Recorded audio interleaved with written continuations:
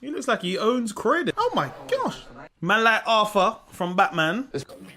Namaste, dzień dobry, assalamu alaikum, ciao, konnichiwa, bonjour, hola, good morning, good morning, good morning. This is Ken at 10. How are you? Broadcasting to you live from SW16 as usual, here on a kind of overcast but mild day. It really does feel like the summer's arrived though, doesn't it? It's nice to see the sun, isn't it? Yesterday was a beautiful day.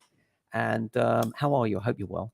Just talking on from the Renters Reform Act, people are talking now about the portal and how that will work. It seems there'll be a national portal and every property in the UK that is rented out will be required to be registered on that portal. There will be fines initially of £5,000 for every property that is not on the portal that is rented out. So very important that landlords and letting agents get their head around this and quickly. It's not live yet, of course. This is all in the white paper, which is going through Parliament, but no doubt it's coming. So there will be a requirement to register all the information. I would expect, although we don't know the detail yet, that it will include things like your gas safety certificate, your electrical safety certificate. Will it be a duplication of existing licensing schemes across the UK? Yes. Should all local authorities drop their licensing schemes for that reason? Yeah, probably. And there should be a separate compliance team, really a national compliance team, in my view, that would look after the rental stock and make sure landlords behave themselves. But I think what we'll see is a duplication of effort and a duplication of cost. No doubt there'll be a cost for registration per property for every landlord in the UK. Yet another tier of bureaucracy for landlords. Well, who knew? And this is cross-party as well. So Labour or Tory success after the election, we can expect this to come. And I don't think it'd be too bad, really. I suspect that for us letting agents, there will be integration with our software so that most of the information that we're required to put on the national portal will already be there, and just it'll be a case of exporting that data across, hopefully seamlessly. We'll see. That depends on what software providers there are, which is why we're with one of the biggest providers, because that way we're more likely to get integration, which we do at the moment with things like the deposit certificates from the TDS. So when we register a deposit, automatically then that gets registered onto the national database, making sure our landlords are kept compliant. And that's the key thing, isn't it? And it's yet another tier of bureaucracy if you are a small landlord, on top of the fact the making tax digital regulations which are coming along, which will require 4 annual returns from a landlord, 4 quarters of returns.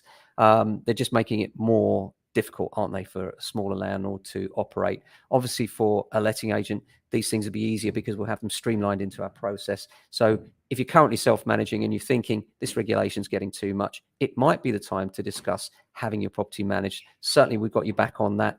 And it's not too expensive, really. When you consider that it's tax deductible anyway, for a landlord, it's not a bad shout, really. So do give us a call if you're thinking of having your property managed, if you're self-managing at the moment, or indeed if you're with another agent just happy with the unhappy with the service you're being provided with. Apart from that, as far as the market's concerned, very busy on 3-bedroom houses, lettings nuts as ever. It seems that every day that we put a property live, there are multiple applications from people, and it's so difficult because a lot of them are really nice, and you can't house everyone. You can only house the ones that your landlord decides to accept given circumstances. And so it does become more of an interview process for tenants these days.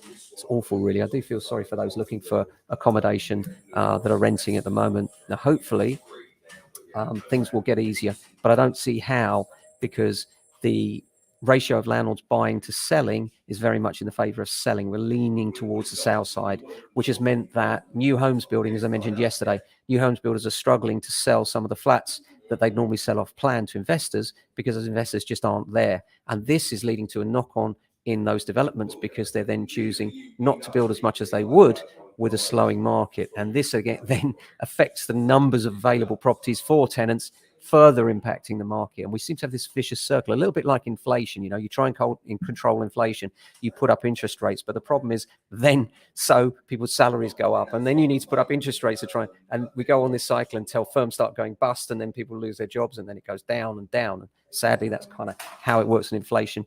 But also we have this loop on housing as well. As far as the market's concerned for housing, the figures are surprising people. There's still, in spite of what people are saying, the market's not falling off a cliff. There are some sales going through and people offering every day in our experience. So if you are thinking of selling and you want a bit of advice on that, or indeed if you're on the market and struggling a bit, we love talking shop, as you know. So do give us a call. I hope you're having a great day so far. Look after yourselves, your family and friends. We'll be back same time, same place tomorrow. Until then, ciao.